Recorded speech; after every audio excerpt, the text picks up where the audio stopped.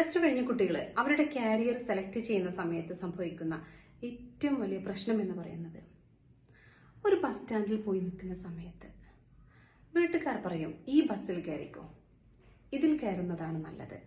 എന്നാൽ നാട്ടുകാർ പറയും ആ ബസ്സിൽ കയറിക്കോ, നിനക്ക് അവിടെ പോകുന്നതാണ് നല്ലത്. കൂട്ടുകാർ പറയും ഞങ്ങൾ എല്ലാവരും ഈ ബസ്സിലാണ് കയറുന്നത്.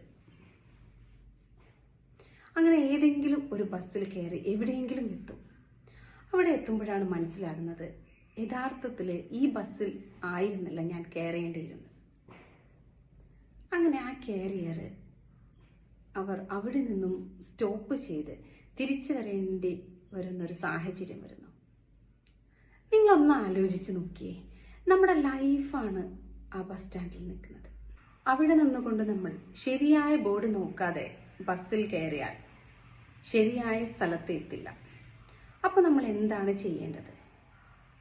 നമ്മൾ എത്തേണ്ട മേഖല ചിലപ്പോൾ എഞ്ചിനീയറിംഗ് ആയിരിക്കാം, മെഡിക്കൽ ആയിരിക്കാം, ആർട്സ് ആയിരിക്കാം, സ്പോർട്സ് ആയിരിക്കാം, മാനേജ്മെന്റ് ഫീൽഡ് ആയിരിക്കാം.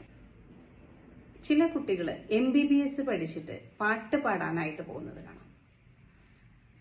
അങ്ങനെ പല രീതിയിൽ കാരിയർ ചേഞ്ചസ് വരാറുണ്ട്. അപ്പോൾ ശരിക്കും നിങ്ങൾ എവിടെയാണ് എത്തേണ്ടത്? നിങ്ങളുടെ ഉള്ളിൻ്റെ ഉള്ളിൽ നിങ്ങൾ യഥാസ്ഥാനത്ത് എത്താൻ ആഗ്രഹിക്കുന്നുവെങ്കിൽ ഒരല്പം ഹാർഡ് വർക്ക് ചെയ്യേണ്ടത് ആവശ്യമാണ്. അപ്പോൾ നിങ്ങൾ ശരിക്കും കാരിയർ സെലക്ട് ചെയ്യുമ്പോൾ എന്താണ് ശ്രദ്ധിക്കേണ്ടത്? ഇത് പാരന്റ്സ് ആണെങ്കിലും സ്റ്റുഡൻസ് ആണെങ്കിലും ഒരുപോലെ മനസ്സിലാക്കേണ്ട പ്രധാനപ്പെട്ട കാര്യങ്ങൾ മനസ്സിലാക്കി തരുന്ന 3 ദിവസത്തെ പ്രോഗ്രാമാണിത്. ഇവിടെ ചില ചോദ്യങ്ങൾ ഉണ്ടാകും. ആ ചോദ്യങ്ങളിലൂടെ നിങ്ങൾക്ക് നിങ്ങളെ തന്നെ കൂടുതൽ മനസ്സിലാക്കാനും കൃത്യമായ ഗൈഡൻസിലൂടെ നിങ്ങൾക്ക് യഥാസ്ഥാനത്ത് എത്താനും സാധിക്കും. പലരും അവർക്ക് പറ്റാത്ത കോഴ്സുകൾ എടുത്ത് സ്ട്രഗിൾ ചെയ്യുന്നത് നമ്മൾ കാണാറുണ്ട്.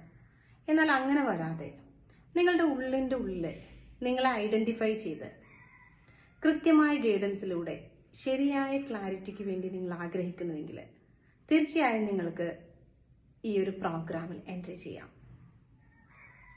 വെറും 499 രൂപ മാത്രം വില വരുന്ന ഈ ഒരു പ്രോഗ്രാം നിങ്ങളൊന്ന് ആലോചിച്ച് നോക്കിയേ. നമ്മൾ ഒരു സമയത്തെ ഫുഡിന് വേണ്ടി ഹോട്ടലുകളിൽ 500, 1000, 2000, 3000 പല രീതിയിലാണ് നമ്മൾ എമൗണ്ട് സ്പെൻഡ് ചെയ്യുന്നത്.